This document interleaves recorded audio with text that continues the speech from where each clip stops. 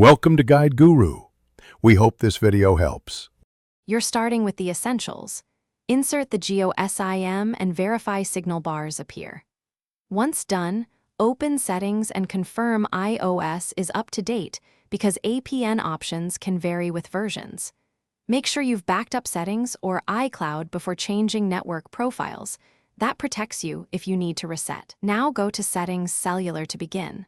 The goal is to reach cellular data network, so you can enter Jio APN fields directly and avoid carrier profile conflicts. Next, navigate to Cellular Data Network inside Cellular Settings. This is where APN fields live. Enter APN as GeoNet for cellular data and for MMS where separate fields appear. That routes your data through Jio's network. Leave username and password blank unless your carrier supplied credentials, because incorrect entries block data. Also confirm MMSC and MMS proxy only if MMS fails. Use the values Jio specifies. When finished, tap back and allow the phone to apply settings. Rebooting helps register the new. To finalize, restart the iPhone so the system reattaches to Jio's network with the new APN.